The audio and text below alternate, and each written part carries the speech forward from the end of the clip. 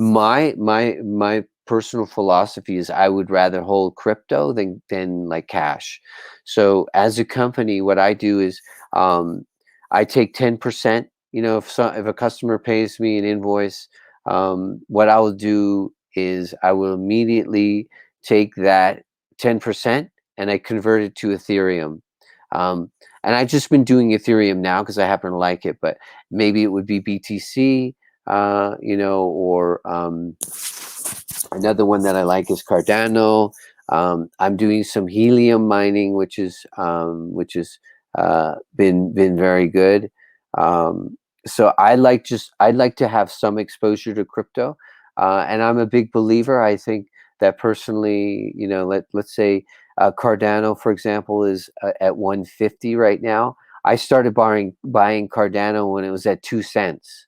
So, and it was a long time ago. I sold it, but the BTC I've kept. So I started buying BTC, in 2016. It was probably at 1,200. It's now, whatever it's at, 35,000.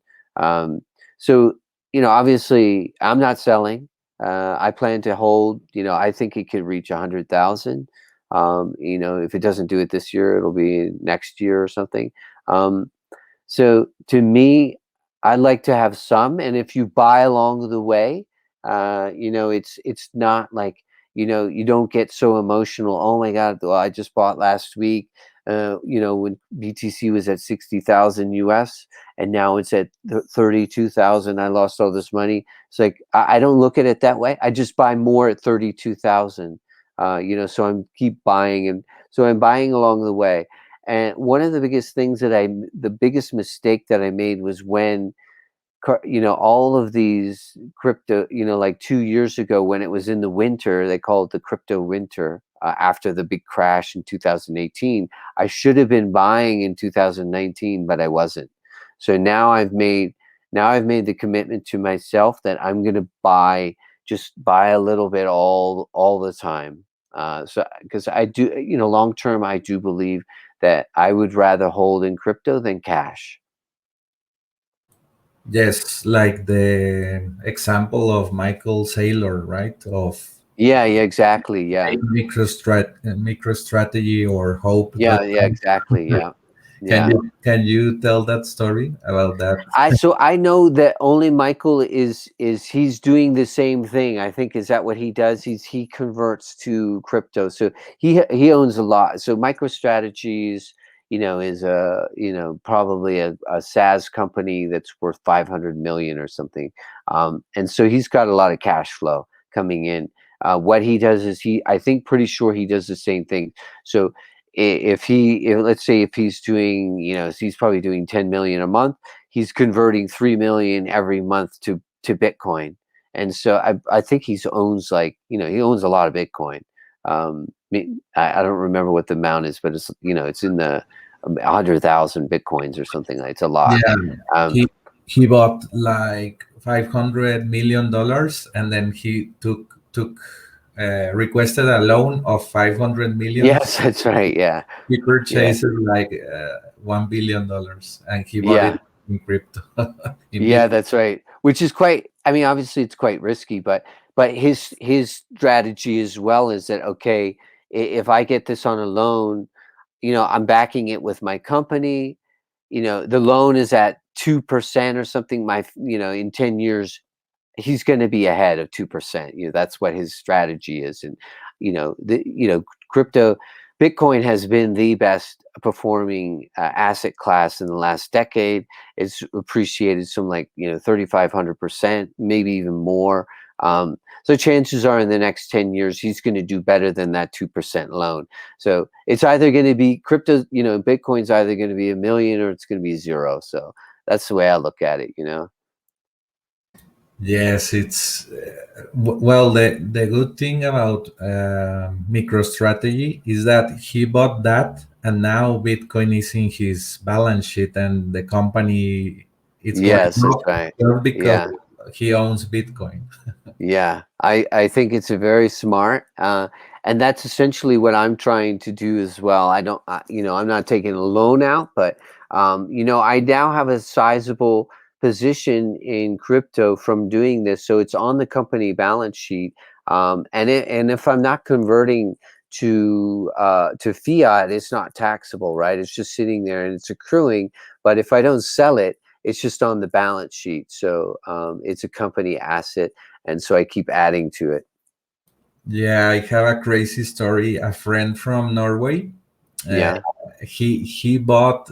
Well, we talked with a friend of mine from Monterrey that he's a Ethereum millionaire, Okay. Yeah. and he told us Ethereum is going to be $300, and it was like 70 or something in Yeah. Yeah. that time frame. Then my friend went to Norway, took a loan or got a loan for like $20K, Yeah. and he bought like a lot of Ethereum, and then it went to $300 and then Yeah. $1,000. But Yeah. he earned like 80K and then paid the loan of 20K. It was a lot of risk, but he earned Yeah. a lot of money. Yeah, you can, if you get in early and you time it right, you can do very well. I mean, crypto can double in a month, right? So if you took a loan out, uh, I wish that I would have maybe had done that, like, maybe a year ago, when, say, Cardano was at 10 cents and now it's at $1.50. It would have been really nice to have taken maybe a loan of 50,000 and bought Cardano, and then you could have paid that loan off in 3 months, right? So you would just be riding it. So I'm gonna, I I personally think that crypto is about halfway done of its bull run right now, because we haven't got to the point where it started going like this, right? It's just been going flat. When it goes like this and everyone's buying it, that's probably when I would say, okay, well, I probably need to take some profits here. And so I personally don't think that we're quite there yet. Um, yeah, Helium is a very interesting project. So I'm doing some mining with that. Yeah, actually, I bought two miners. Like they are Oh, going to arrive in August. okay, good. Yeah, it's very slow, isn't it? You buy them, and I bought some in February, and they're just arriving like now. It's very slow. Yes, and the thing is that in Mexico there's a virgin market, so Yeah.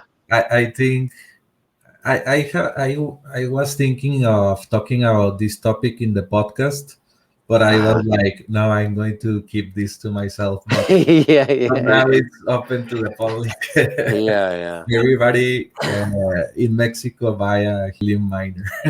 yeah, yeah.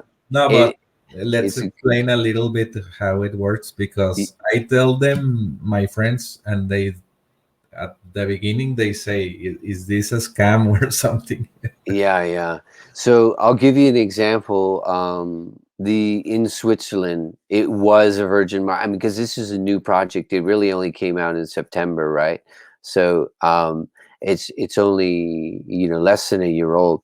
But so in Switzerland, a guy said, "I'd like to put in a unit in your house, and I'll give you 20%." And I was like, "Okay, that's fine." He's a friend of mine, and so I was like, sure, I'll put it in my house. So he put it in my house, and he sent me my first payment. And I looked online and I saw the unit as, say, $400, right? Um, so um, he sent me my first payment, and let's say it was like probably 75. He HNT helium, whatever it is. So at the time when I first got it, it was like $2. So he said, well, in a month he's going to make his money back, in 2 months or something.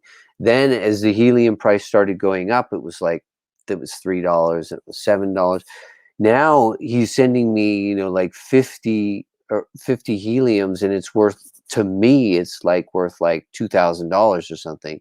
So he must be making like $5,000, from this one unit.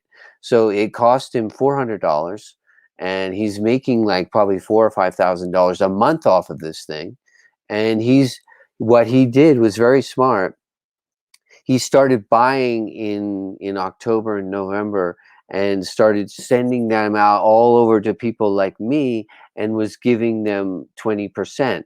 So I think that he said he has maybe like 90 boxes out. So you can only imagine he must be doing at least 50,000 a month off of these things. So he's doing very well.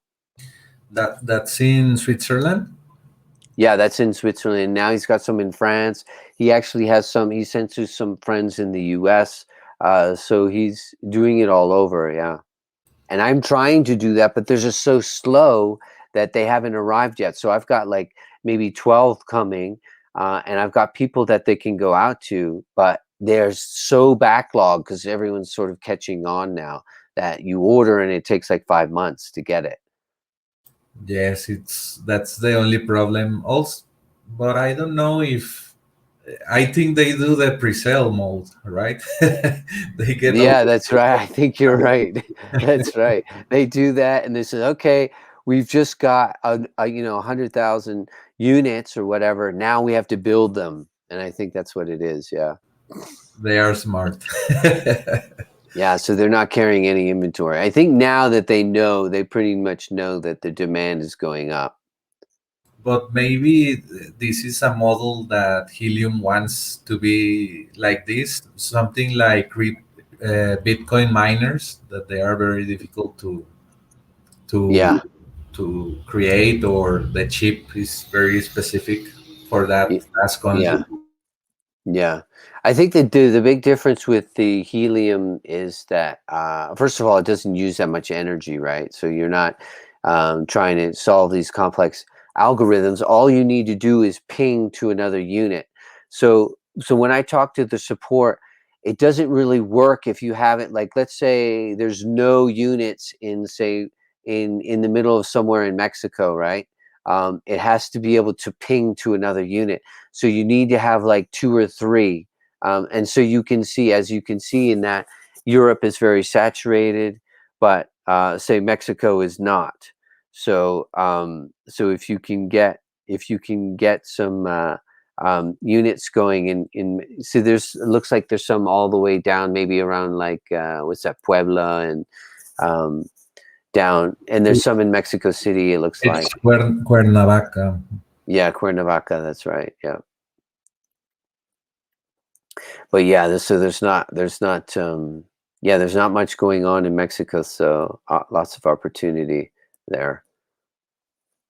Yes, but like this kind of business, like we are entering into a new era, because if you explain this to a Mexican investor or something like that, they don't understand it.